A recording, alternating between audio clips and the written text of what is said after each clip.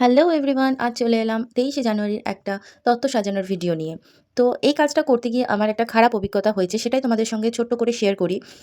তো এই কাজটাতে আমাকে ক্লায়েন্ট বলেছিলেন মেটেরিয়ালস তারা দিয়ে দেবেন। আমি দুইভাবেই কাজ করে থাকি। মেটেরিয়ালস ক্লায়েন্ট প্রোভাইড করতে পারেন অথবা মেটেরিয়ালস আমিও প্রোভাইড করি।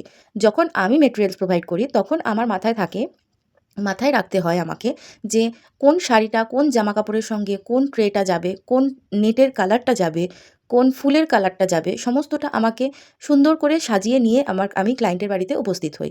কিন্তু ক্লায়েন্ট যখন কেনেন, তো তারা এই জিনিসটা মাথায় রাখেন না। এই কাজটি আমার ছিল বর্ধমানে। বর্ধমানে ক্লায়েন্ট আমাকে বহুদিন আগে 70 ট্রে হিসেবে আমাকে প্রাইস রেঞ্জ জানার পরে অনলাইন বুকিং করেছিলেন। তো 70 ট্রে বলার পর যেদিন কাজে যাব তার আগের দিন রাতে আমাকে বলা হচ্ছে 70 ট্রে হবে না, 40 ট্রে হবে।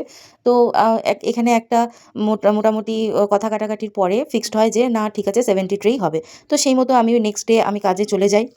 কাজে যাওয়ার পর গিয়ে দেখি যে তারা কোনো জিনিসটাই ঠিকঠাক, শুধুমাত্র ট্রেটা ঠিকঠাক এনেছিলেন। ট্রেটা তাও সাজাতে প্রচুর প্রবলেম হয়েছে। ছোটো সাইজ ট্রে, তার মধ্যে দুটো করে শাড়ি দিতে বলেছিলেন, যেটা এত ছোটো ট্রেতে এই ট্রেগুলো বড্ড ফেটে যায়, যার জন্য খুবই প্রবলেম হচ্ছিল। সেলোফিন পেপার রেডি ছিল না। নেটটা যতটা বলা হয়েছিল নেটটা একদমই আনেননি, প্রচুর কম পরিমাণে এনেছিলেন।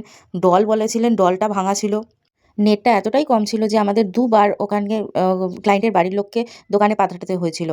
ওনারা যে দোকান থেকে মেটেরিয়ালসগুলো কিনেছিলেন, মেটেরিয়ালসের কোয়ালিটি যেমন চিপ দিয়েছিলেন, ফুলগুলোও একদম চিপ কোয়ালিটির দিয়ে দিয়েছিলেন দোকানদার। যাই হোক, ক্লায়েন্টের বাড়ির সেরকম হয়তো আইডিয়া ছিল না এইসব বিষয়ে, তাই জন্য তারা বুঝতে পারেননি। কিন্তু ক্লায়েন্টের বাড়ির প্রত্যেকটা মেম্বারের ব্যবহার ভীষণ ভালো ছিল। তারা দুপুরবেলা আমাদের না খাইয়ে ছাড়েননি।